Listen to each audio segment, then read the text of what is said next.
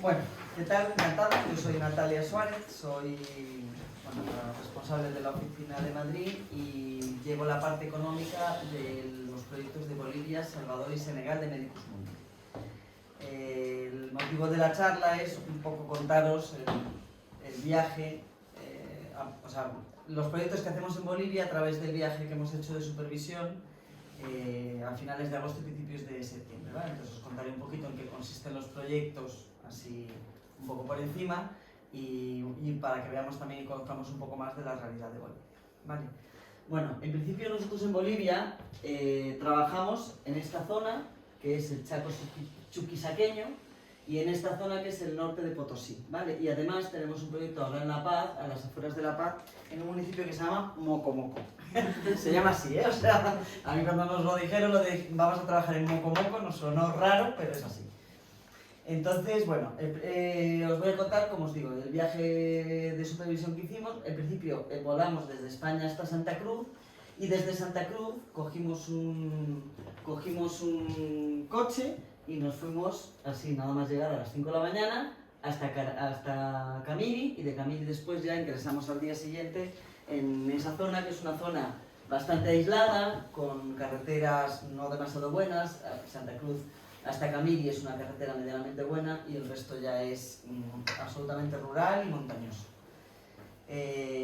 Bueno, os voy a contar un poquito los proyectos que tenemos en Bolivia en estos momentos, que son, bueno, va por financiadores. Los proyectos, como os digo, son en esas dos zonas, y los proyectos que tenemos son del Gobierno de Navarra. Tenemos dos proyectos, un programa a 3 años y un proyecto, que es el de Mocomoco, y después esos son proyectos de salud, ¿vale? Y después tenemos otro tipo de proyectos, que son los proyectos productivos, que están financiados por el Ayuntamiento de Pamplona y por la Diputación de Zaragoza y Teruel. El Ayuntamiento de Pamplona también es un productivo a 3 años.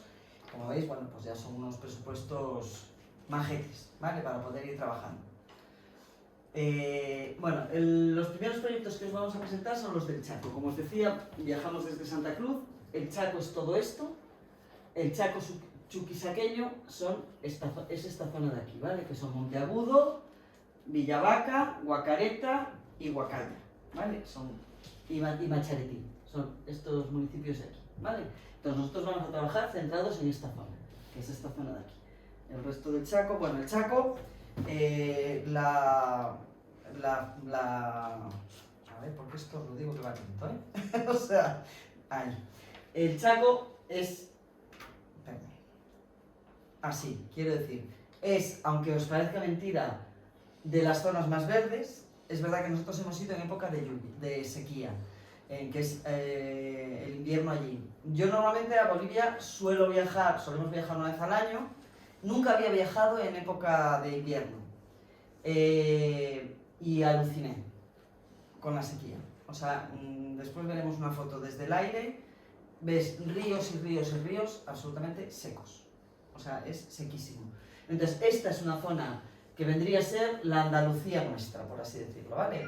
En cuanto a la gente, es más calor, la gente es mucho más abierta, y en cuanto al paisaje es más verde, ¿vale? Bueno, después hay una zona en el norte de La Paz, que es el Parque Madidi. Esa es una zona ya tropical absoluta, selvática. Esta no es zona tropical, pero bueno, es así un poco más verde, ¿no? Entonces, bueno, esta es Monteagudo, que es la ciudad principal del Chaco Chuquisaqueño. Esta es Villavaca, que, bueno, como veis, se alterna un poco lo que es los caminos de tierra con caminos asfaltados. O sea, las calles principales suelen estar asfaltadas y a partir de ahí ya nada es asfaltado, ¿vale? Y esta es la concentración del municipio. Después hay muchísima dispersión, porque esto es, como por así decirlo, como si fuera Madrid. Y después hay un montón de pueblos alrededor que son comunidades de 50 familias, 60 familias, 100 familias, que dependen administrativamente de lo que es el municipio, ¿vale? Esta es la cabecera del municipio. Bueno, nosotros en Bolivia, en los proyectos de salud, lo que hacemos es la implementación de la SACI. La SACI es Salud Familiar, Comunitaria e Intercultural. Esta es una política pública que está en muchos sitios de América Latina. en Bolivia la aprobaron ya hace bastantes años.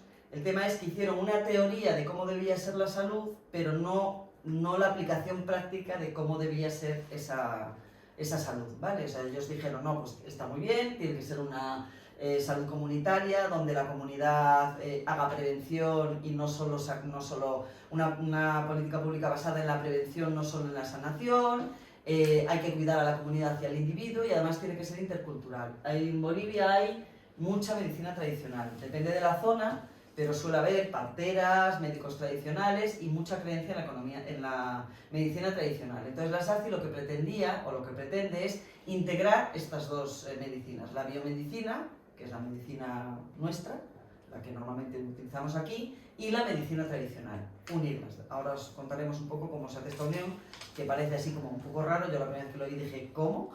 O sea, no me imaginaba yo, no sé, a un médico tradicional en un hospital. Pues sí, y además es posible y es muy bueno. Entonces, para aplicar la SACI, os voy a explicar un poquito en qué consiste, ¿vale? Esta es una posta de salud. Las imágenes que estáis viendo es una posta de salud. Entonces, en las postas de salud lo que hacen es, tienen una serie de aldeas, iba a decir, que en Galicia se llaman aldeas, pero una serie de pedanías dependientes de cada centro de salud, ¿vale? Entonces, en el centro de salud, que es un centro de salud, como os digo, rural, normalmente cuando es centro de salud tiene un médico, si es posta solo tiene personal sanitario auxiliar de enfermería. Esta es centro de salud, con lo cual tiene médico. No suelen tener internamiento porque es un hospital de atención, un centro de atención primaria. En cuanto hay alguna complicación, un internamiento, los derivan a otro nivel superior. Hay 3 niveles en la atención primaria, el 2 y el 3. El 3 es especialización hospitalaria, en el 2 hay odontología, médicos e internamiento, y el 1, que son las postas, pues no hay internamiento. Sí atienden partos, ¿vale? Entonces, en las postas de salud lo que se hace es hacer un levantamiento de lo que se llaman las carpetas familiares. ¿Qué es esto? Bueno, yo como yo soy un poquito mayor, tú antes cuando ibas al médico tenías una ficha donde rellenaban tu nombre y la historia clínica en papel. Bueno, pues esto es una especie de historia clínica en papel, pero más amplia. Es decir, en esa carpeta familiar se registran cuántos miembros de la familia y de toda la familia qué enfermedades tienen. Si hay mayores de 65 años, mujeres embarazadas, diabéticos, qué enfermedades graves, si tienen letrinas, no tienen letrinas, si tienen agua corriente o no, cómo es su alimentación, si tienen cocina, si tienen animales. O sea, todo eso se mete dentro de la carpeta, porque en Bolivia, como os digo, igual que en América Latina, se llegó a la conclusión de que no solo es importante la salud, sino también sus determinantes. O sea, en todas estas poblaciones afectan muchísimo los determinantes de salud. El que haya agua corriente o no, o sea, aquí es impensable porque lo tenemos todo, pero para ellos es un gran determinante. Entonces, en la carpeta familiar se recoge todo. Entonces, con esos datos, después lo que hacen es hacer lo que le llaman la sala situacional. ¿Qué es esto? Es decir, dentro del centro de salud, pues como si fuera esta sala, pues pondríamos un montón de paneles donde se ponen quiénes son el personal, los líderes comunitarios, ¿vale? Porque allí trabajan mucho con los AIUs, bueno, son líderes comunitarios, y hay específicos de salud. Entonces aquí se especifica quiénes son los líderes comunitarios de salud. El isocroma, es decir, dónde está el centro de salud, dónde está la cancha de tenis, de fútbol, dónde está el cementerio, dónde hay un río y dónde se ubican más o menos las diferentes aldeas, los diferentes poblados que pertenecen a ese centro de salud y las distancias que hay al centro de salud. Para que tú, una vez que llegues al centro de salud, sabes perfectamente a qué distancia, o sea, cuántas de aldeas, pero cuántas pedanías hay, comunidades hay alrededor del centro de salud y a cuánta distancia y qué es lo que hay en el centro de salud, ¿vale? Además, también hay quiénes son los médicos tradicionales, también se pone aquí, porque ya os contaré después, cuando veamos la integración de la medicina tradicional, que hay médicos tradicionales reconocidos por la población. Es decir, yo no puedo llegar a decir, yo soy médico tradicional, no. Hay unas asambleas donde, por ejemplo, yo diría, yo soy médico tradicional, y todos los otros dirías, ni de broma, tú no eres médico tradicional, ¿de cuándo? Hay otra persona que sale de Jesús y dice, yo soy médico tradicional, ah sí, entonces lo reconocen como médico tradicional, y además están intentando hacer un carné, porque hay un viceministerio de medicina tradicional, un carné para que los médicos tradicionales estén perfectamente reconocidos, ¿vale? O sea, están perfectamente reconocidos incluso por el personal sanitario. Entonces aquí se recoge todo, los diferentes barrios que hay en las situaciones donde están las casas, y además se determinan, las carpetas familiares dan un nivel de riesgo, puede ser rojo, azul o verde. En rojo, y eso determina las visitas familiares. Es decir, una vez que se tiene la carpeta, es decir, la SACI lo que intentaba era que el personal sanitario saliera fuera del centro de salud. Porque normalmente aquí lo vemos, tú vas al hospital cuando estás enfermo, o al ambulatorio, cuando estás enfermo, el médico te atiende y ya está.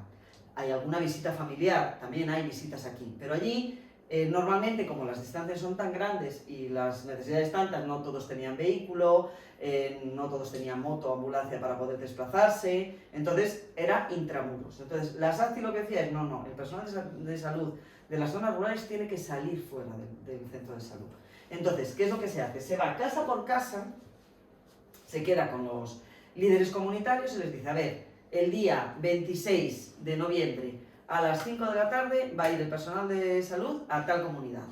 Y ellos obligan a esa comunidad a estar todos en sus casas. Porque claro, el personal de salud tiene que ir casa por casa diciendo, a ver, ¿cuánta gente vive aquí? ¿Qué edades tenéis? ¿Qué enfermedades? Y hacen una especie de mini consulta que después plasman en la carpeta familiar y ya saben el nivel de riesgo. Entonces, si sale un nivel de riesgo rojo, ellos ya saben que por lo menos una vez al mes tienen que ir a esa casa a ver a esa persona cómo está evolucionando. Bien sea porque es muy mayor, porque es diabética, porque tiene SIDA, porque está embarazada, el nivel que sea, se atiende así. Entonces, el nivel rojo creo que es una vez al mes, el nivel azul es una vez cada trimestre y el nivel verde es por lo menos una vez al año. Entonces, cada familia como mínimo tiene que recibir una visita una vez al año del personal de salud del que depende su comunidad, ¿vale? Y todas esas cosas que vienen en la carpeta familiar se plasman en el isocroma y en un sistema informático que también se está implementando que recoge todo eso, ¿vale? Para que esté informatizado, para que toda esa documentación no se pierda y se puedan tomar decisiones de salud, porque una de las cosas fundamentales es tener información. Si tú no sabes que, por ejemplo, en tu comunidad hay un montón, yo qué sé, de diarreas, pues es que a lo mejor hay un problema en el agua que tienes que achacar, o sea, que tienes que acometer. Entonces, es importante tener todo el conocimiento de los determinantes de salud y de la salud de la zona. Y para eso sirve esto, que después va a nivel nacional, se integra, o sea, es un programa un poco complicado, que Medicus Mundi ha ayudado a desarrollar, porque, como os decía, la política no la tenía muy clara. Medicus Mundi y otras organizaciones, pero es verdad que en este caso nos tiramos flores porque Medicus Mundi fundamentalmente desarrolló protocolos con el ministerio, junto con el ministerio, para ver, o sea, eso de la SACI, cómo se come. Es decir, tú llegas a la comunidad y muy bien, vale, política familiar, cultural, intercultural y comunitaria, pero eso cómo se come. Entonces hay una serie de protocolos que consisten en eso, en hacer una carpeta familiar, en hacer unas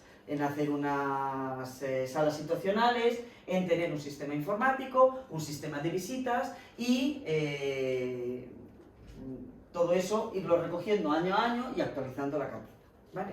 Entonces, en eso consiste un poco lo que es la SACI, que es el trabajo que nosotros hacemos en salud. Nosotros, en estos proyectos ahora en concreto, lo que hacemos es una mejora de las infraestructuras, ayudamos para hacer salas situacionales, ayudamos a hacer levantamiento de carpetas familiares y ayudamos con el sistema informático, porque claro, el sistema informático necesita ordenadores y necesita que al personal de salud se le forme cómo se rellena ese programa informático, ¿vale?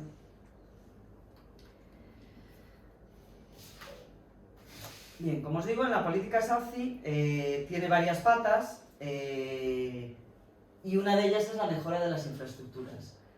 Nosotros con estos proyectos estamos haciendo, en este concreto que fuimos a ver, que es el Centro de Salud de Taperillas, que como veis por dentro no es de los peores, o sea, está bastante bien, pero tiene un montón de humedades, tiene un montón de problemas, por fuera no está revocado. Entonces, bueno, pues con ayuda de estos financiadores estamos haciendo incidencia en algunas infraestructuras. Bueno, pues he cogido esta porque es uno de los centros que hemos visitado. Nosotros en esta zona del Chaco llevamos desde el año 2000 con diferentes proyectos. Inicialmente era un proyecto con los guaraníes por el tema de la esclavitud, para abolir la esclavitud de los guaraníes, que eran, o sea, como digo, en el año 2000 había todavía esclavos que pertenecían a sus señores. Entonces Medicus Mundi estuvo trabajando allí con un personal, con Moncho, que es una persona que trabaja en Medicus Mundi actualmente. Estuvo allí trabajando como cooperante, pues un poco jugándose la vida, porque tuvo más que una bronca con los señores, claro, porque al final eran esclavos, para ellos económicamente les hundía. Entonces fue un proyecto bastante duro y bastante chulo. Después estuvimos haciendo algunos proyectos más, bueno, pues intentando una implementación de la SACI, ¿vale? Hasta que ahora pues ya tenemos un poquito más, unos proyectos un poco más a largo plazo, pues como os digo, el Gobierno de Navarra es un proyecto a 3 años, pues que te permite tener una cierta estabilidad para ir trabajando en las necesidades. ¿Cómo se integra la medicina tradicional? Pues mira, la medicina tradicional es súper curioso porque visitando los centros de salud hablas con el personal, que los médicos, aquí tenemos varios, normalmente cuando no dejan, o sea, son muy reservados con su trabajo, como es normal, también yo lo soy en el mío y cada uno en lo suyo, ¿no? Y entonces dices tú, ¿cómo es posible que una persona que ha estudiado una carrera universitaria, que es un médico, que al final, bueno, se le presupone una cultura, escuche lo que un médico tradicional, que normalmente no sabe ni leer ni escribir, le diga? Pues lo hace. No solo eso, sino que además a mí me han contado en primera persona, no, es que he aprendido un mogollón, porque por ejemplo, mujeres embarazadas que ya están con un estadio muy grande, de muchas semanas, el niño viene de nalgas y hacen unos movimientos y consiguen cambiar al niño. Y dice, yo eso no lo sé hacer, o sea, nosotros sería cirugía, o sea, sería una intervención. Y ellas, de alguna manera, lo manipulan, no sé qué, no sé cuánto, con unas mantas las mueven, no sé qué, y lo consiguen. Me dices que, o sea, hay muy buena conexión. No siempre es así, ni en todos los sitios es igual. Es decir, hay en algunos sitios en los que los médicos tienen un cierto rechazo a este tema. Cada vez menos, porque como os digo, es una política pública, con lo cual el Estado apuesta por ello. Y entonces, en muchos centros de salud hay consultorios de medicina tradicional. O sea, el médico tradicional está dentro del centro de salud. Entonces tú puedes asistir a tu médico o a tu médico tradicional, porque en las enfermedades ellos son personas que creen mucho en la Pachamama, en las energías, están muy en contacto con la naturaleza, están muy aislados, y hay muchas enfermedades que efectivamente la biomedicina no cura. En nuestro mundo también, pero normalmente te venden un antidepresivo. Pero es verdad que hay muchas cosas que tú no sabes exactamente lo que te pasa, al médico no le sabes transmitir qué es, pues eso lo cura el médico tradicional. Pero después hay otras cosas que a lo mejor tú vas al médico tradicional pues porque te duele un brazo, y el médico tradicional dice, no, tú tienes que ir al médico, al biomédico, porque esto no, yo no te lo puedo curar. O sea, hay muy buena sintonía. Hay una cosa que se llama la referencia y la contrarreferencia, que son estas boletas, que lo que hacen es, tú por ejemplo vas al médico tradicional y él determina que a lo mejor necesitas, pues eso, una escayola, o sea, ¿dónde te duele tal? Bueno, pues él, como normalmente no suele saber ni leer ni escribir, a través de los dibujos marcan lo que es y se lo dan al médico para que el médico vea a ese paciente. Y al revés. Hay muchas personas que van al médico normal, mira, es que me duele muchísimo aquí, el médico no encuentra el qué y determina que a lo mejor una turista le puede solucionar ese problema. ¿Vale? Entonces, hay mucha referencia y contrarreferencia. Bueno, estos son parteras, médicos tradicionales, que normalmente en las salas situacionales hay las plantas que suele haber en esa zona, que los médicos tradicionales determinan en esa zona. Este es un médico tradicional del centro de salud de Ivo, que tenía unas cremas para la tos, cremas... en el viaje anterior me puse malísima, porque me dio una gastroenteritis horrible, me medio desmayé, estaba, bueno, horrible. Entonces estábamos muy lejos en el coche, me empecé a poner pálida, digo, esto me voy a caer, y entonces había un médico tradicional y mi compañero le dijo, mira, ¿le podéis dar algo? Es que me va a dar algo, ¿sabes? Que estaba fatal. Estaba asqueroso lo que me digo, os lo digo, ¿eh? Pero os lo juro que me lo bebí y a los 10 minutos se me pasó. Se me pasó. Yo no digo que todo lo curen, ¿eh? Pero es verdad que no sé qué hierbas eran, me dijeron, no, tienes que bebértelas entero. Y digo, entero. Digo, mira, estaba tan mal que digo, peor no puede ser. O sea, si eso me rematen y ya está. Y de verdad que en ese caso me funcionó. Mucho es psicológico y mucho es físico. Quiero decir, es que hay muchas plantas que efectivamente curan. ¿Vale? Entonces, en la medicina tradicional está súper extendida. Se está perdiendo porque se transmite vocalmente. Como os digo, muchas parteras y muchos médicos tradicionales no saben ni leer ni escribir, entonces normalmente forman a sus hijos, pero los hijos, pues como pasa ahora también, cada vez quieren menos, se quieren ir a la ciudad, no quieren estar en el campo, y ahí enlazamos con los otros proyectos que os voy a explicar después, que son los proyectos productivos, ¿vale? Para que la gente se quede en sus lugares de origen. Un ejemplo más de la mezcla es, esto es una sala de parto, ¿vale? Tú entras, bueno, entras así como por aquí, de frente tienes esto, y pues una sala de parto normal. Aquí en la pared, este dibujo es este, que es el del parto tradicional, porque tú en Bolivia puedes dar a luz, como se hace aquí, o puedes dar a luz con un parto tradicional. Es decir, o colgado de una cuerda, o en el suelo, en la cama, es decir, hay dentro del centro de salud, ¿vale? En esa misma sala en la que estaba esa, en el otro lado, en la parte del inicio, hay esto que es para una cama normal, parecida a las que ellas podrían tener en su casa, ¿vale? Pero lo importante es que las mujeres vayan a dar luz al centro de salud, porque en muchas ocasiones las parteras las atienden en sus casas. Como os digo, en la SACI lo que se dice es traerlas aquí, o sea, en el hospital la partera puede entrar con la mujer en el parto, entra con ella y con el médico. Y en muchas ocasiones, cuando dan a luz con el sistema tradicional, el médico solo está fuera esperando, bueno, médico personal de salud, no siempre es médico. Está esperando, si hay una complicación, entra, si no, da luz naturalmente con la partera, ¿vale? Bueno, además de la SACI, además de la mejora de las infraestructuras y de las carpetas familiares, también pretende la gestión participativa en salud. ¿Qué es esto? Bueno, pues esto es que se hacen una serie de reuniones con todas las comunidades, como veis ahí, y ellas, las comunidades, hacen una especie de, bueno, una reunión donde dicen, a ver, ¿vosotros qué problemas de salud tenéis? Uy, pues aquí hay un montón de niños que tienen diarrea, aquí hay aquí los dientes, se nos caen los dientes, aquí... Y entonces van diciendo todas las enfermedades que ellos creen que tienen. Y todas los determinantes de salud que creen que no están bien. Pues el río está contaminado, hay un montón de basura, no hay un sitio, un botadero donde echar la basura para incinerarla. Todo eso lo plasman en un plan, el plan comunal. Es decir, yo... quiero de inversión en mi pueblo esto, en aspectos de salud, pues quiero que haya un sitio para echarlas tal, que haya agua corriente, que haya unas letrinas públicas, que el sistema de agua que está contaminado se modifique, y todo eso lo plasman en unos planes, ¿vale? Después esos planes se llevan al centro de salud. En el centro de salud, con esos planes y los propios planes que hace el centro de salud, determinan qué van a pedir al municipio, porque el municipio en Bolivia está muy descentralizado, o sea, el municipio tiene dinero para invertir en salud.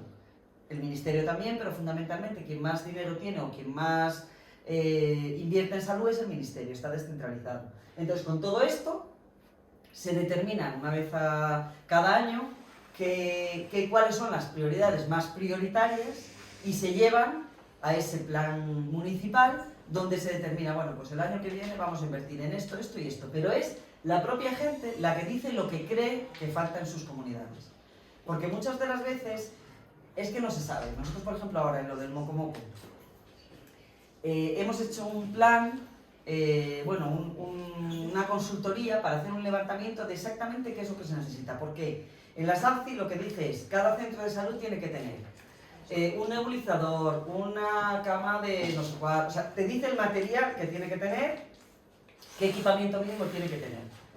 Entonces, claro, el problema es que, por ejemplo, vamos nosotros. ¿Qué necesitáis? Claro, te piden de todo. Ecógrafo, y a lo mejor no tienen un ecografista o no tienen una persona que tenga conocimientos, pero ellos piden el ecógrafo, porque, o sea, muchas veces la pobreza también está en la pobreza cultural. Es que no saben establecer unas prioridades. Entonces, en este caso ellos lo que dicen es, yo veo mi día a día en mi pueblo, porque yo si de repente viene un financiador, o viene el ministerio, o viene el municipio y me dice, a ver, ¿qué necesitáis? Pues se ponen a pedir, no. Toda la comunidad se siente y dice, mira, lo importante es esto, lo discute y al final hacen un plan donde dicen, creemos, toda la comunidad, estamos de acuerdo en que lo importante es esto.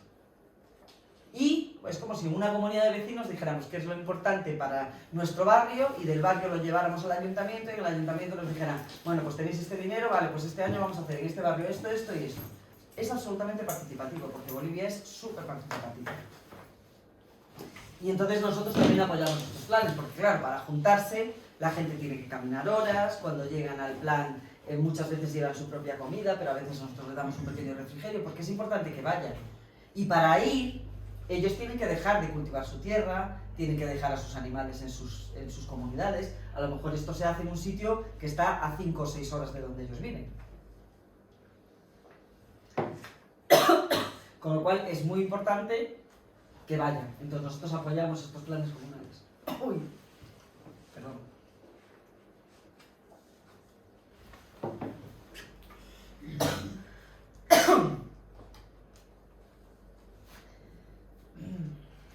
Bueno, esta es la supervisión que hemos hecho nosotros. Cuando nosotros vamos, lo que hacemos es reunirnos con las autoridades.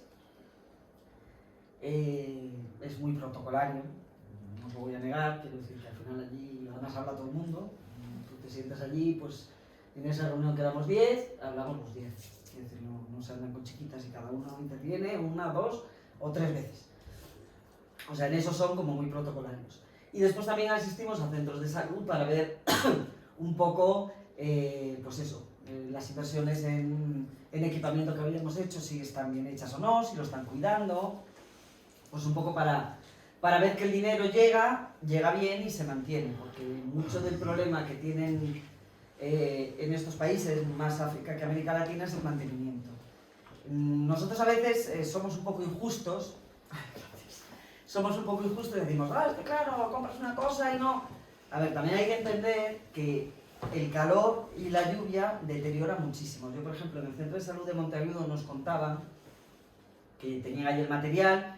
Me dicen, este material tiene 3 años, eran bisturís, tijerillas, tiene 3 años, está oxidado. Me dice, lo cuidamos, no sabéis cómo lo cuidamos, pero es que las condiciones de allí, es que el material se estropea muchísimo, entonces hay que renovarlo.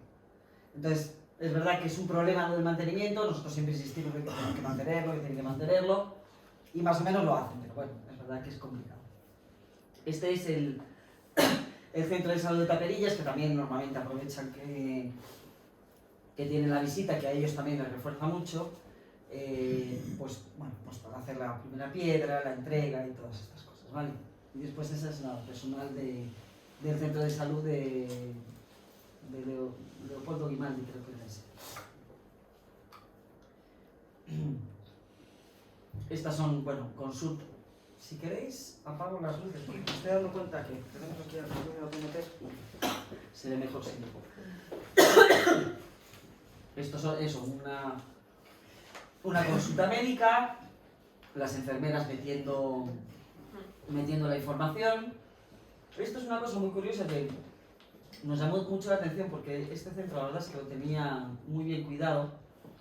Tienen una sala, porque nosotros en África sí que nos hemos dado cuenta y en muchos otros proyectos, que tú normalmente equipas un centro de salud y, por ejemplo, la nevera que no vale, pues te la encuentras tirada al lado, ¿sabes? Prácticamente.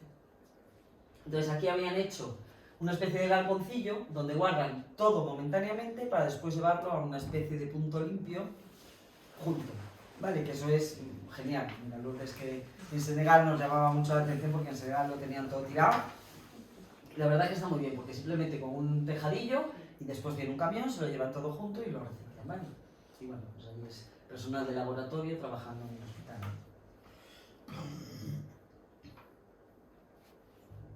Esto, es el hospital de referencia de Monteagudo. Para que os hagáis una idea, sería no La Paz, pero casi. Como veis, excepto la incubadora, que era bastante nueva, las condiciones son bastante heavy, porque hay humedades, porque es un hospital muy grande, es al hospital al que va todas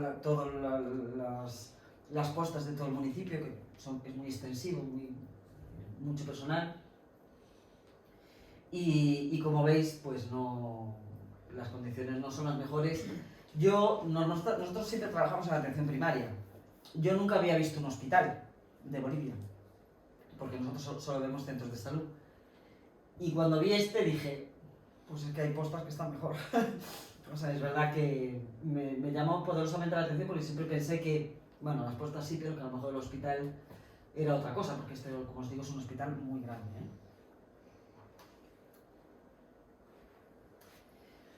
Bueno, las supervisiones aprovechamos para entregar material. Todo esto que está aquí atrás es material que va a ser distribuido a las diferentes postas de salud. Ahí estábamos con el alcalde, la entrega de los materiales. Como veis, este es el mismo hospital que os decía antes, todo lleno de humedades, las salas de internamiento. O sea, es verdad que las condiciones, trabajar es bastante duro. Y después no todo es malo, claro, después en los centros de salud muchas veces cuando llegamos son gente súper amable. Cuando llegas, pues te tienen preparada la comida que ellos han traído de sus casas o la propia comunidad, entonces comes allí con ellos. Aquí, bueno, fue un reconocimiento que nos hicieron hijos predilectos de Monteagudo. Bueno, pues obviamente cuando viajas es verdad que es reconfortante.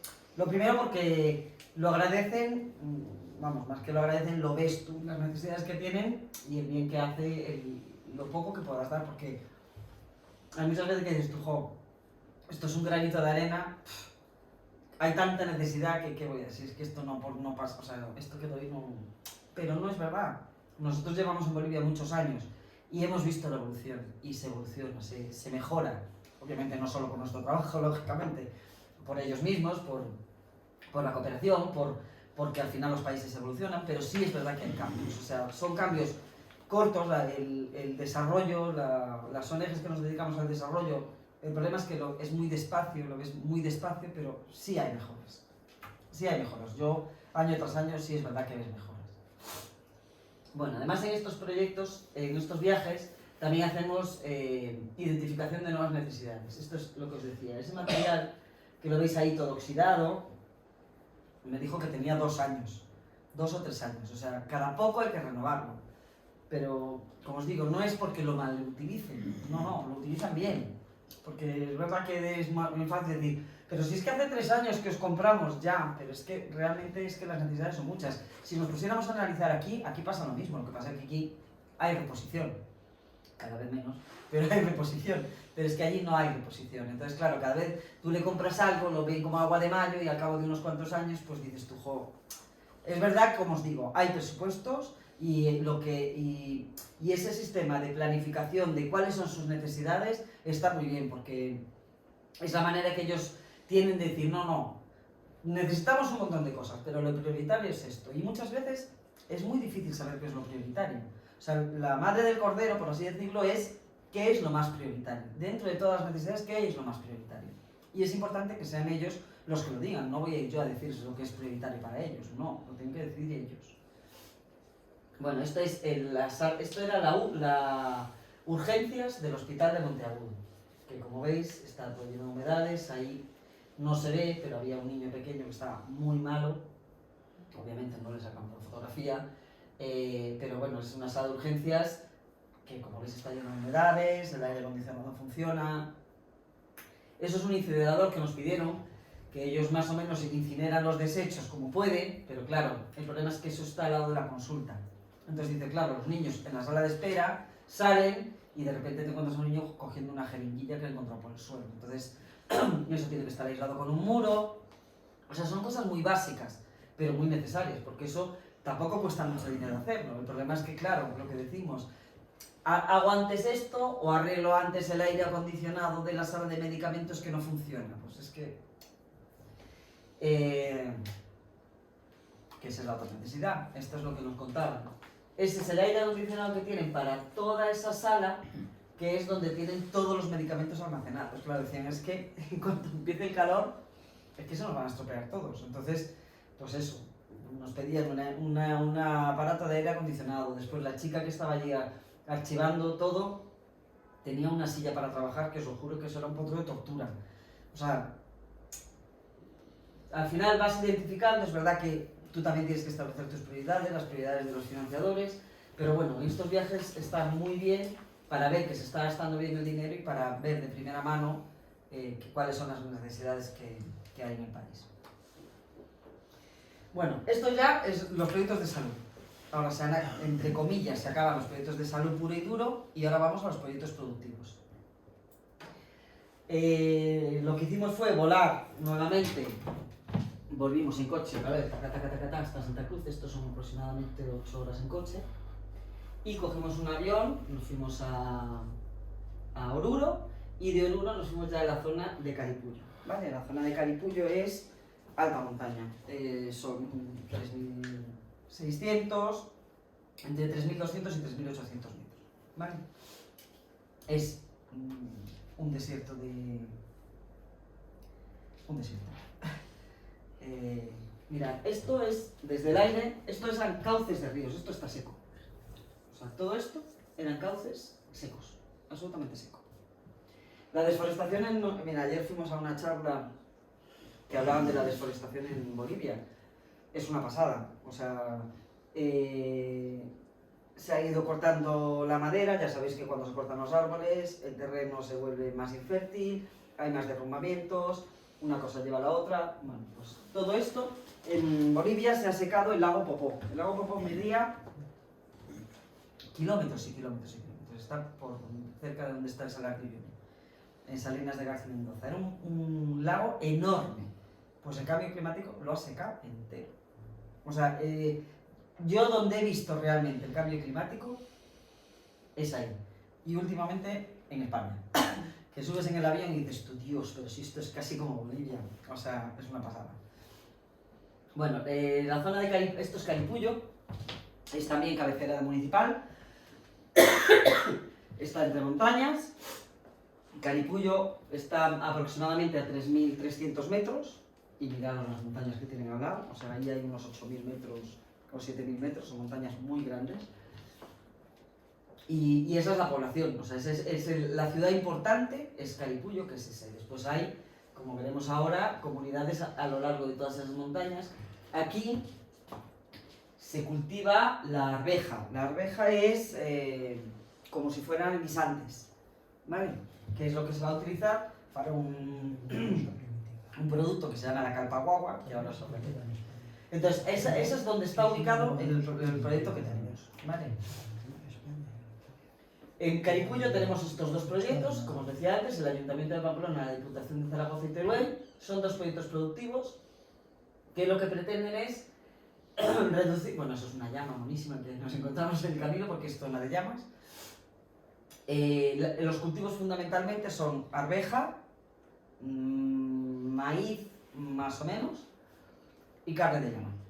Y su alimentación es esa. La desnutrición en esta zona es una pasada, es de las más elevadas de Bolivia. En el año 2000, no sé, no me acuerdo exactamente del año.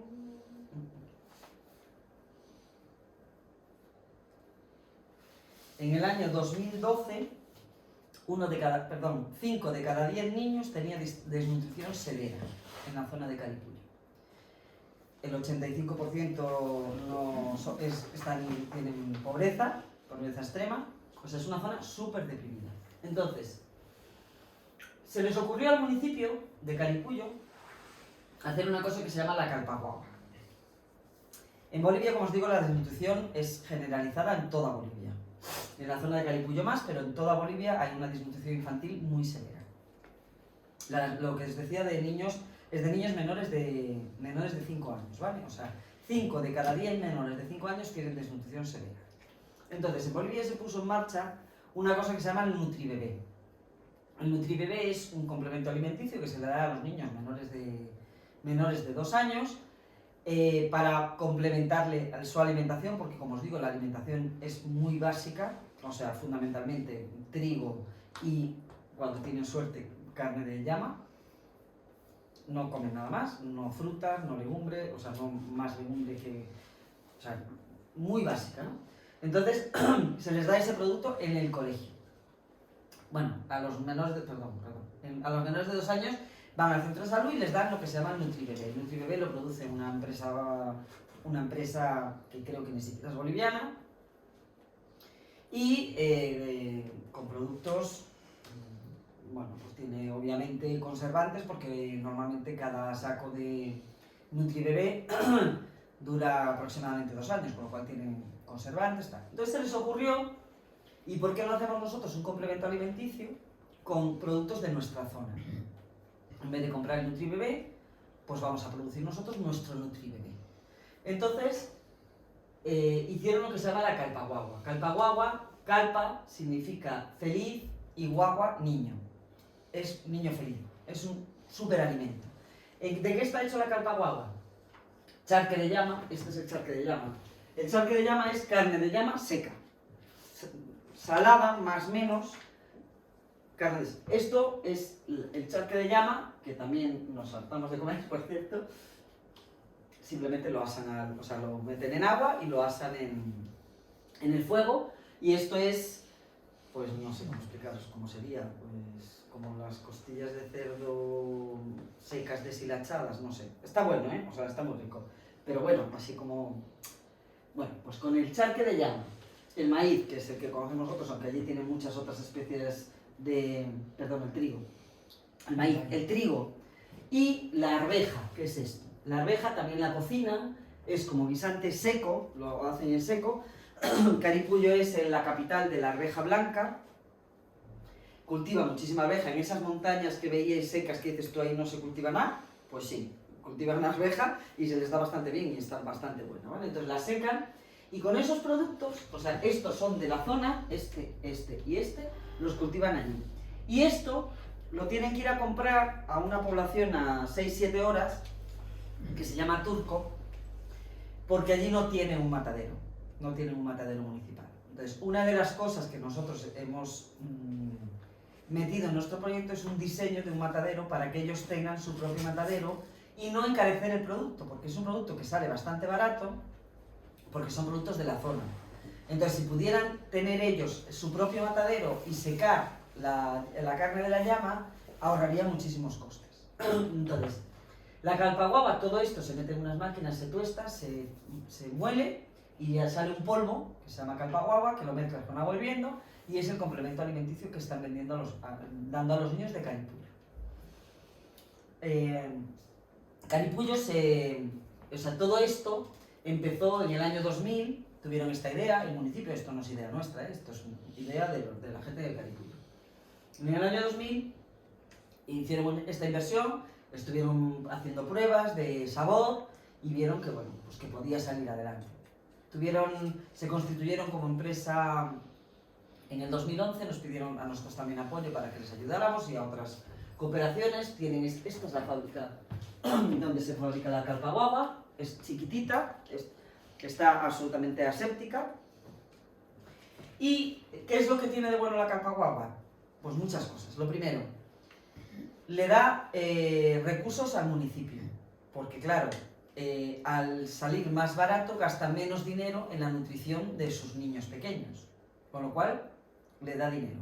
Además, como veremos ahora, hemos conseguido que lo vendan a otros municipios, con lo cual es una fuente de ingresos para el municipio, con lo cual es una fuente de ingresos para la comunidad, para las comunidades.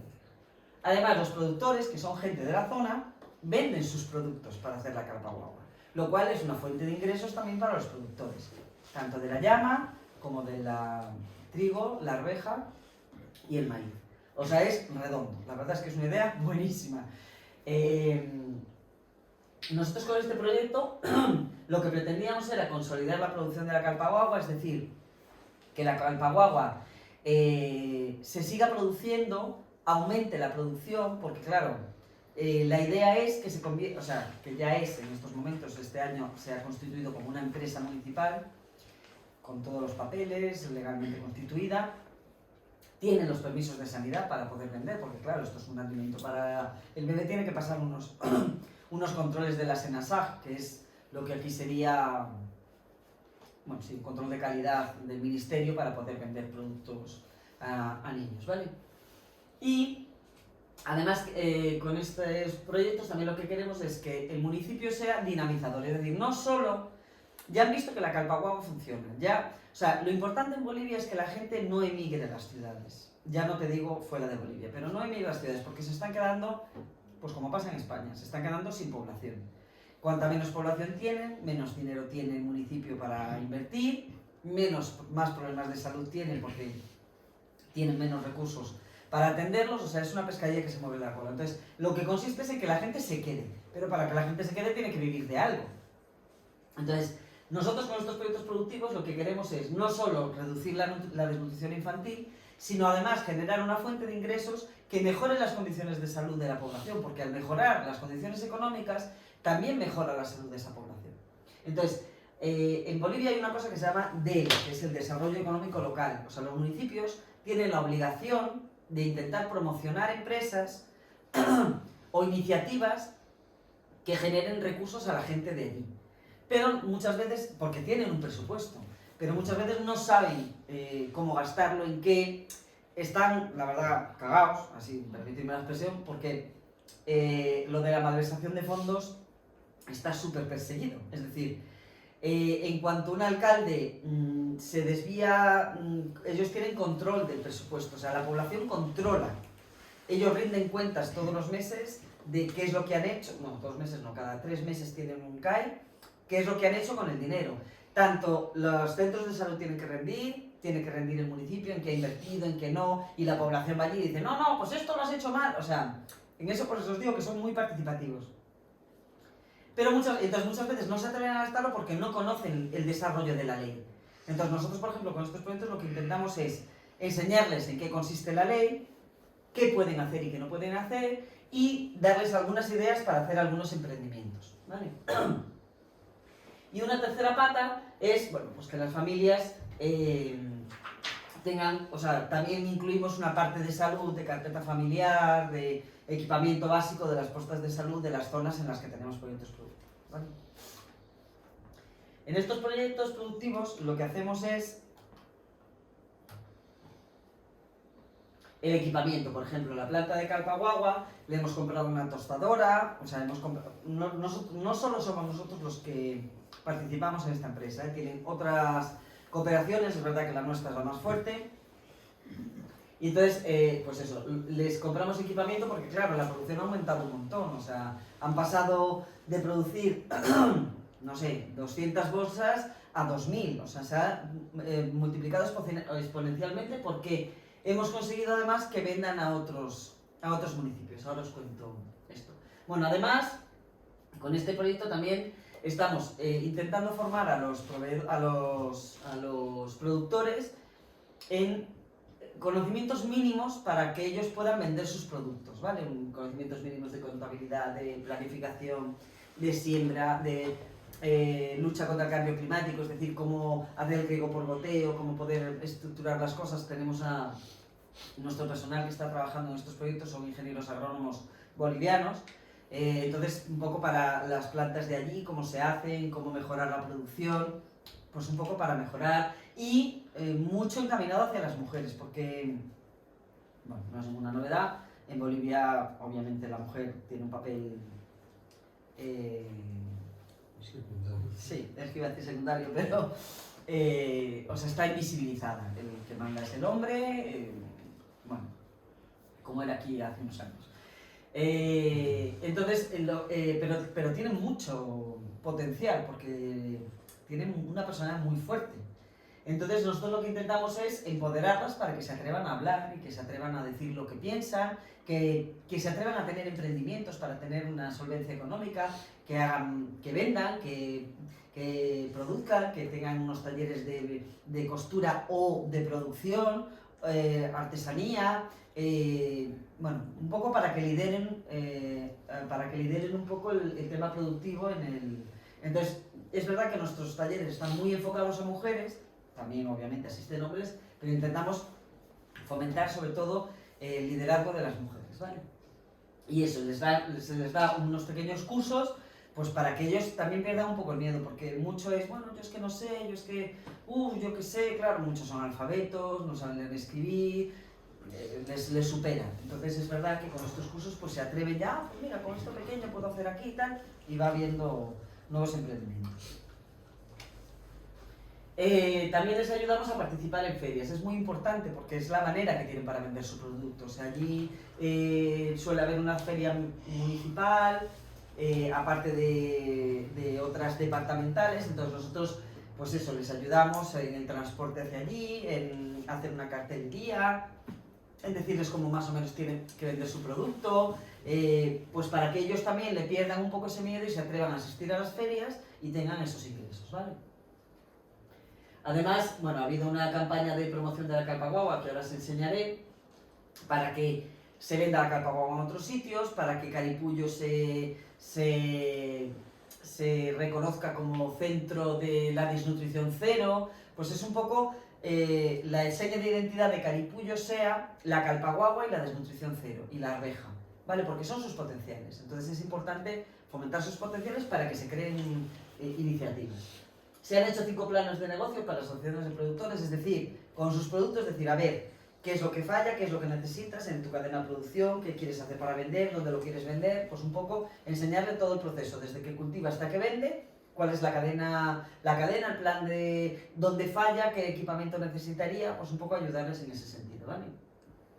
A conocer los talleres de él, que es lo que os hablaba antes, y además a vender a otros municipios. A ver, hemos conseguido...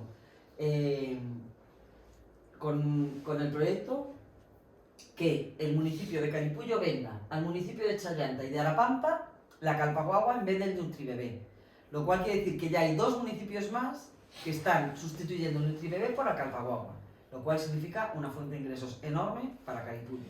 Además, se ha hecho unos acuerdos con el SEDES Potosí. SEDES Potosí es la red de salud de todo el departamento de Potosí, para que promocionen la carpa guagua y la ofrezcan a otros municipios, decirle, oye, esto es un producto que vale, si queréis ya sabéis dónde lo podéis comprar, en Caripullo.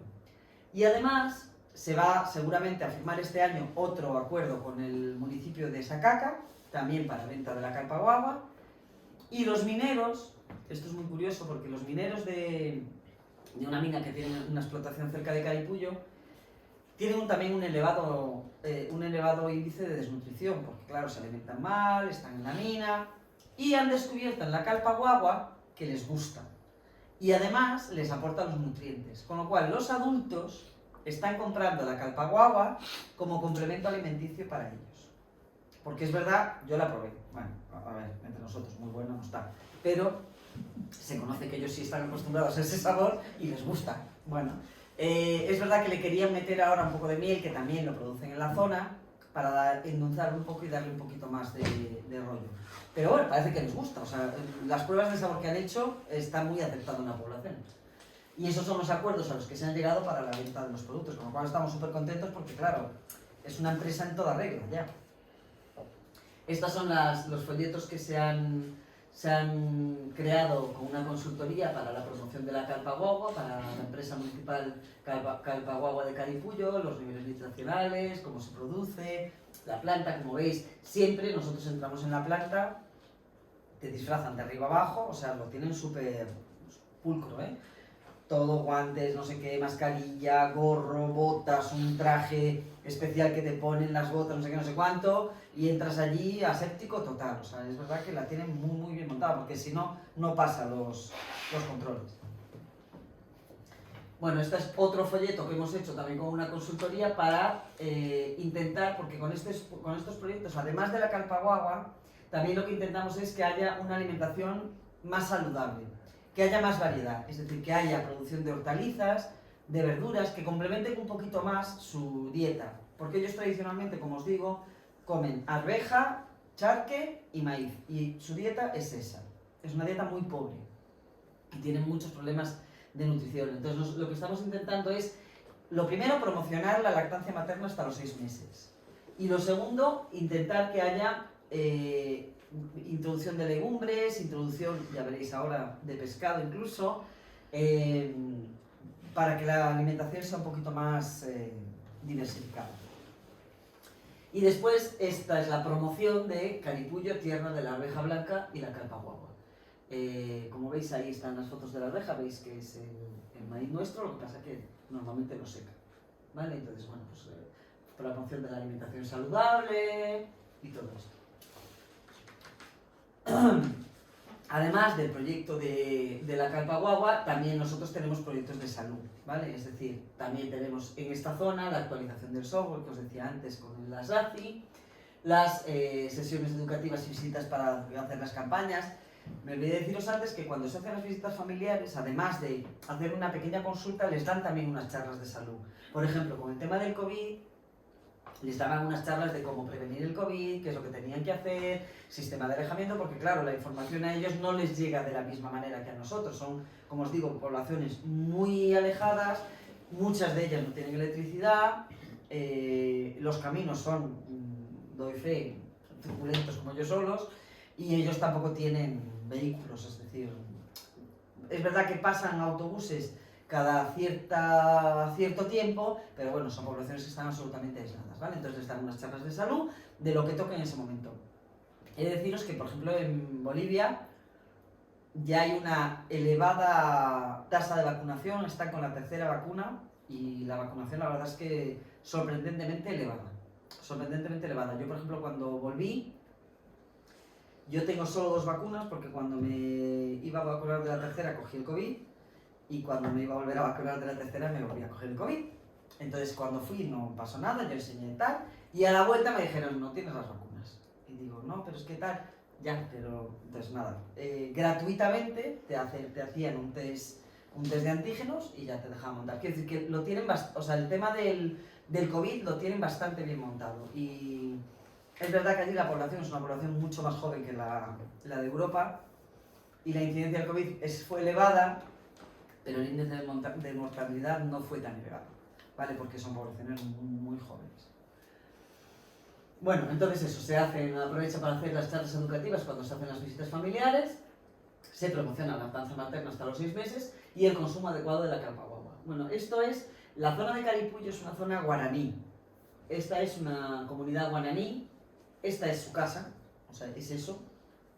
Como veis es adobe, suelo de tierra, un camastro y ahí lo tienen todo, hay cocina, ahí tienen los animales, es decir, las condiciones de salubridad dejan que desear, ¿vale? Por eso es importante también el levantamiento, porque por ejemplo a la hora de hacer, no solo las ONG, sino el Estado, una inversión, pues a lo mejor dicen, bueno, pues a ver, aquí tienen baño. Bueno, pues nosotros por ejemplo en Bolivia otra de las cosas que hacíamos hace tiempo era hacer letrinas comunitarias, porque claro, si no, pues donde les pilla. Y eso, claro, pues para la salubridad es importante tenerlo. Y aprovechan también para la vacunación de los bebés, para darles la carpa guagua.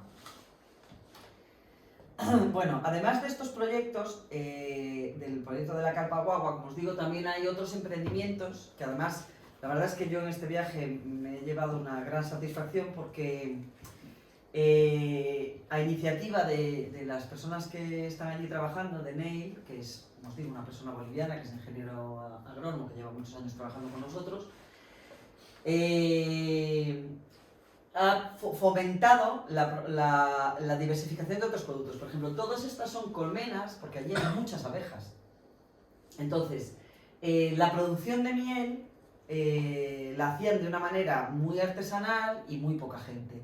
Han visto como fuente de negocio porque en los mercados la miel se vende bien, porque es un producto natural, que sirve para un montón de cosas, los médicos tradicionales también los utilizan, y entonces estas son yo creo que compramos como 900 colmenas para repartir entre la población para que tuvieran su propia producción. No solo por eso, sino porque fomenta la diversidad de la naturaleza, porque claro, se polinizan. Además, para tener abejas ellos dicen, conchos, que tiene que haber frutales. porque si no las abejas no me van a producir la miel. Entonces empiezan a plantar árboles frutales. Es decir, todo es una cadena, con lo cual la desforestación pues ya empieza a ser un poco menos. Porque claro, obviamente es muy fácil decir, no, aquí lo que tenéis que hacer es plantar las árboles. Mira, perdona, yo lo que tengo que tener es mi llamita y pensar en sobrevivir hasta el mes que viene, ¿sabes? Quiero decir, pero todo esto, ellos mismos dicen, no, claro, es que esto es bueno para tal, porque esto me reporta a mí. O sea, reporta a la naturaleza y también me reporta a mí. Con lo cual, bueno, pues se hace toda esa cadena y la verdad es que está funcionando súper bien, porque no solo es el tema de la miel, sino que también estamos intentando con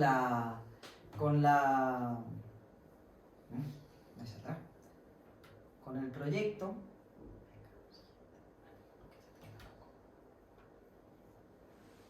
no quiere. Sigo. ¿Qué pasa de diapositiva?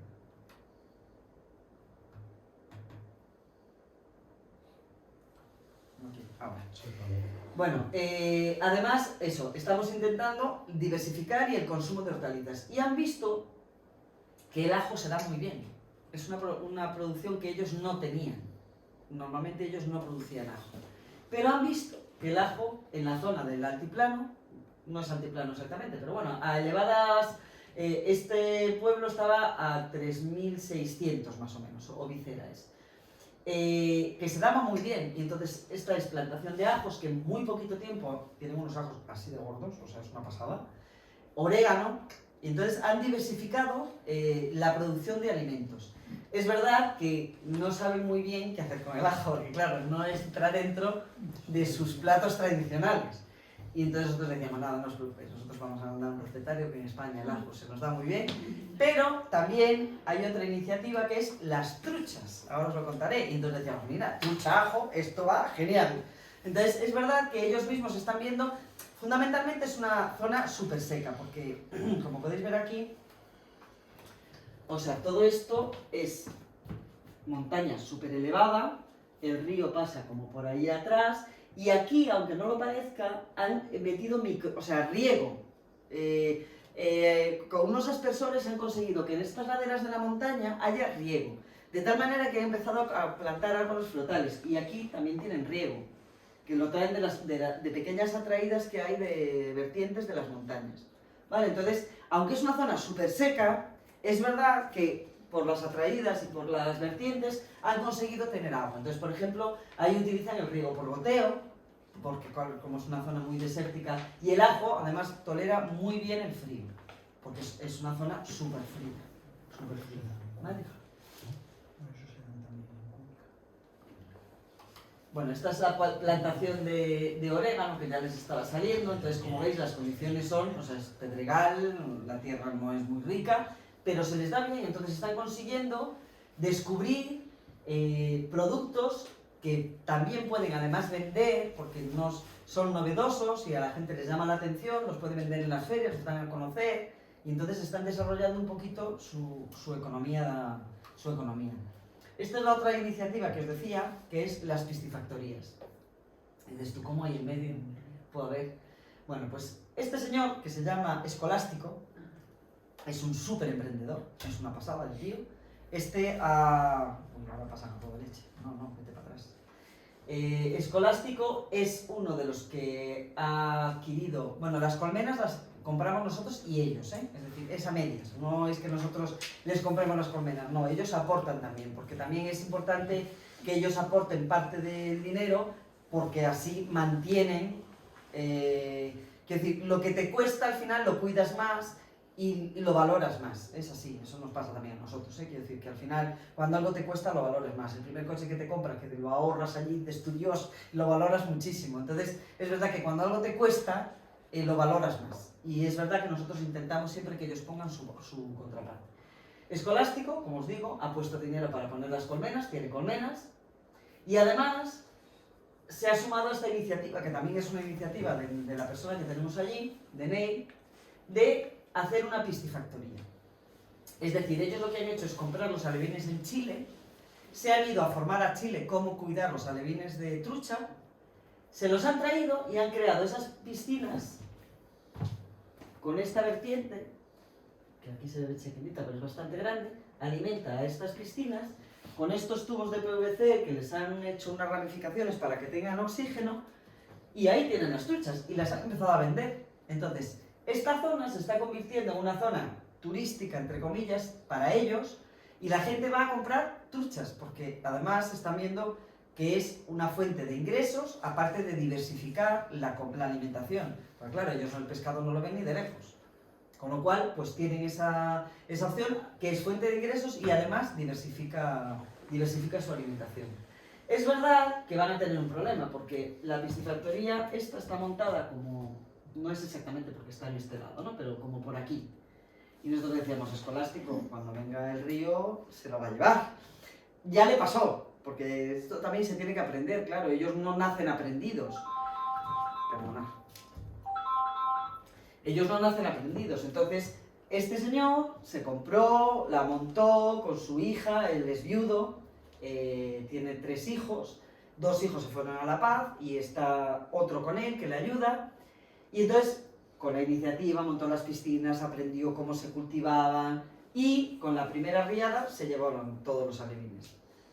Volvió a comprar alevines, volvió a cultivarlo y ahora se ha dado cuenta de que efectivamente lo tiene que modificar un poco y ha comprado otro terrenito aquí con lo que le ha dado las abejas y él también es productor de arveja y con lo poquito que tiene pues ha comprado una finquita aquí donde va a elevar un poquito este sistema para que cuando venga el río, que normalmente todo esto crece bastante, o sea, ahora estaba muy seco, este todavía tiene algo de agua, pero este río crece bastante, bueno, pues para que cuando venga la riada no se las lleve. Y está contentísimo, y tiene unas pedazos de truchas así de gordas, o sea, grandes, grandes. Es verdad que en Bolivia la trucha algo se toma porque en el lago Titicaca hay trucha, es el único sitio en el que hay trucha. Y entonces la gente va al lago Titicaca de excursión a comer trucha, porque es algo, como para nosotros puede ser la langosta, ¿sabes? Es decir, algo exótico, caro para ellos. Entonces aquí pues han creado una producción, no solo aquí, sino que en otro sitio que está mucho más arriba, y os lo digo, lejos, lejos, como veis, ahí en el medio de ese páramo, bueno, pues ahí, aquí, ¿qué es esto? Es otra piscifactoría, porque por aquí baja una vertiente a este pequeño riachuelito que hay aquí, que alimenta a los alevines, y ahí hay otra piscifactoría. Como os digo, esta zona, una de la otra está a 2 horas, y pasas de los 3.200 a los 3.900 metros. O sea, los caminos son para llorar. Pero, entonces son pequeñas iniciativas que la verdad es que, te das cuenta, dices tú qué pasada, con poco, porque esto no ha costado mucho dinero, a nosotros no nos ha costado mucho y a ellos tampoco. Es tener la iniciativa, el lucharlo, el pelearlo, como con poco han conseguido no solo, pues eso, fuente de ingresos, diversificación de la alimentación, que su hijo se quede con él en el pueblo en vez de irse con sus 2 hermanos a La Paz a malvivir y a pedir en la calle, que es normalmente lo que hacen, porque La Paz no admite ya más población, o el Alto, a malvivir, quiero decir que al final se están viendo que se quieren quedar y ellos adoran el sitio donde viven, o sea, es que se quieren quedar, pero el problema es que dicen, pero es que no tenemos de qué vivir, entonces se está dinamizando un poquito la zona. Esta es una zona que hay mucha llama, aquí van a hacer también otro matadero de llama el municipio.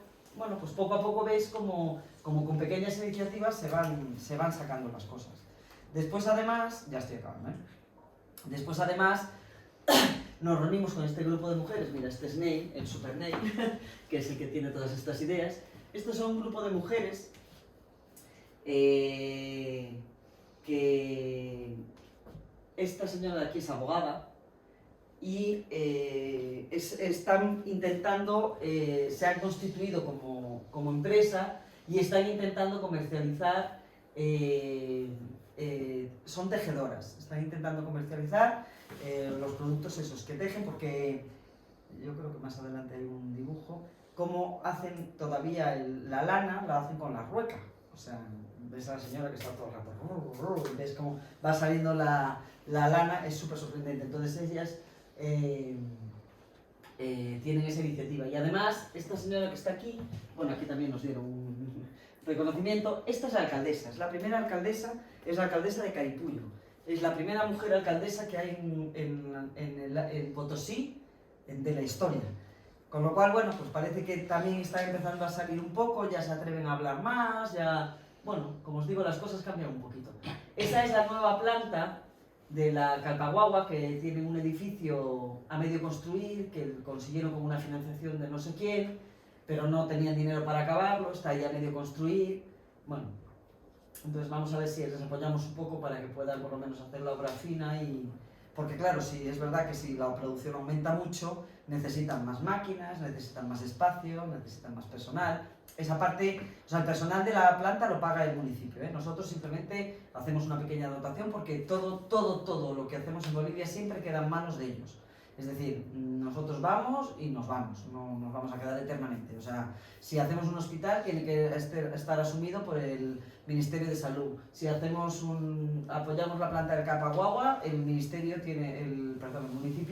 tiene que pagar el personal y tiene que encargarse de proveer, es decir, que eso está claro que lo tenemos que hacer así. Y después, bueno, pues además de estos proyectos, bueno, pues también aquí hacemos identificación. Esto es una zona todavía más arriba, que se llama Huanacopampa, pues también nos pedían eso, si les podíamos ayudar. Esto es donde os digo que quieren hacer el matadero, si nos podíamos ayudar. Este es el traje tradicional del líder comunitario, que bueno, pues eso, te hace tus peticiones, te manda cosas. Las mujeres en este municipio eran más discretas, por así decirlo, no... De hecho, cuando les vas a hacer una foto, lo que sea, se esconden, se van, normalmente siempre les solemos pedir permiso, pero son coquetas, quiere decir, si no están muy arregladas, te dicen, no. Cuando tienen su traje tradicional, dices, sí, ahora me puedes hacer una foto. Normal, vamos, como nosotros. Y bueno, esta es la zona un poco de Calipullo, para que veáis, esto es un río. O sea, supuestamente por aquí iba el río. Y esperemos vuelva a ir algún día, pero bueno, ya llevan una sequía. Esto, lo que queda del río es esto es una señora que nos llamó mucho la atención porque debía tener, pues, yo qué sé, 90 años, 100, o sea, era mayorcísima. Iba con un frío, porque hacía, pues más o menos, a lo mejor hacía 5 grados, descalza, allí con las ovejas, esto era ya atardeciendo, allí con las ovejas pasando, iba para allá, todavía fue mucho más para allá, la verdad que tiene una fuerza impresionante. Y bueno, y estas ya son fotos un poco para que veáis. Eso es, como os digo, Calipullo, ya veis las montañas, es impresionante, ¿eh? El paisaje es impresionante. Ese es lo que os digo, Calipullo desde abajo. Por aquí es por donde cultivan la arveja. Estas son campos donde cultivan el trigo. Este es por donde va el río. Y entonces pues, cultivan el trigo cuando está abajo. Bueno, pues estas son un poco para que os hagáis también un poco la idea de cómo es. Esto es lo que os digo de la lana, ahí está. Mientras duró la reunión se hizo el chismes entero. Rucurrú, todo el rato allí hablando, rucurrú, se llenó la rueca entera. Esta era una lideresa comunitaria adjunta a la alcaldesa. Esas son, bueno, un poco las carreteras también para que veáis un poco. Es muy curioso porque se alterna mucho la tradición con la modernidad, o sea, es como medieval, pero no lo es. Esta es la cocina de la arveja, que la hacen con patatas. La verdad es que la comida, os digo, es muy rica, ¿eh? O sea, se come muy bien. Acabas un poco de charque de llama hasta harta, pero es verdad que se come bastante bien.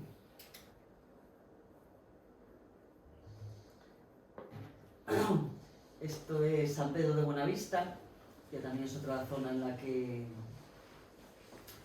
la que ¿ves? Esta es de la foto de hace 2 años y veis que la zona está mucho más verde, porque nosotros, como os digo, normalmente íbamos en época de lluvia y esta vez hemos ido en época seca y de verdad que es que yo digo, no sé de qué viene, o sea, no sé de qué viene. Esa es una cocina tradicional, normal, de una casa normal, para que veáis un poco en dónde cocina. Y después hay una cosa que nos ha gustado mucho porque pues mira, en el año 2004 creamos estos huertos solares que son casas de adobe donde dentro es un invernadero. Pero nos ha sorprendido porque ahí en Huanacopampa, como os digo, lejos, lejos, lejos de todos lados, vimos que estaba funcionando y tenían ¿cómo se dice? No, bueno, legumbres, tenían coles, tenían, no, pero es que se iba a decir la... Hortalizas. Sí, pero una en concreto que no me sale. ¿Cómo es? Es una flor, es una hoja verde, espinacas. Las espinacas y acelgas, las dos. Tenían acelgas y espinacas, o sea que es que al final dices tú, jo, desde el año 2004 que se creó este panel solar, este huerto solar, pues seguía funcionando. Entonces es verdad que te llevas de repente pequeñas alegrías que dices tú, jo, ¿dónde estarán aquellos huertos solares que hacíamos en la época? Bueno, pues al final vuelves al cabo de los años y las siguen utilizando y tenían ahí una escuelita que los niños de la escuela las cultivaban y las comían, claro. O sea que te llevas pequeñas alegrías. Bueno, el Moco Moco, esto ya es para acabar, es simplemente un proyecto que es de salud, es la SACI, y lo bueno que tiene es que hemos hecho un levantamiento que está genial, porque hemos hecho un levantamiento de lo que os decía, que es necesario para que una comunidad sea saludable. Y ellos mismos nos decían, bueno, pues para que sea saludable tiene que tener letrinas, tiene que tener médicos tradicionales, tiene que tener diversificación de alimentación, o sea, todo, la identificación desde cero, en un sitio en el que nunca habíamos estado, esta zona es nueva, un levantamiento de todo lo que necesitan. Y entonces, cuando presentamos esto, en nuestro viaje, el último día, vino el alcalde de Moco Moco y dijo, es una pasada, porque a nosotros, claro, cada 2 por 3 de los centros de salud nos decían, necesitamos esto, y nosotros decíamos, bueno, pues vale, pues venga, pues esto. Y me dice, y ahora vemos exactamente qué es lo que se necesita, porque con esto se mide no solo las necesidades de la comunidad, sino en cada centro de salud, qué equipamiento hay, en qué estado está, qué necesita. Entonces, el municipio ya sabe en qué tiene que invertir su dinero. Y la verdad es que a mí me encantó, este trabajo me encantó, porque nunca habíamos entrado así de nuevas en un sitio en el que la SACI nunca estuviera, y de verdad que me pareció un trabajazo. La señora, además súper implicada, era obviamente boliviana, lo vivió tanto que en la presentación estuvo llorando media hora, porque decía, es que no os imagináis, me dice, yo siendo boliviana, no os imagináis lo que he visto. O sea, lo que he visto, la gente de dónde bebía el agua, cómo, porque claro, no es lo mismo la ciudad, bueno, como aquí, pero allí mucho más porque las distancias son mucho más grandes. No es lo mismo la ciudad que lo rural. Y de verdad que yo decía, ¿cómo pueden vivir así? ¿Cómo? O sea, ella que era boliviana, de verdad que estuvo media hora llorando, dice, o sea, no podía seguir, venga, tranquila y tal. Dice, es que no os imagináis, como boliviana, lo que para mí ha sido ver todo esto. O sea, ha sido una pasada. Y nada más, hasta aquí nos llega. Muchas gracias.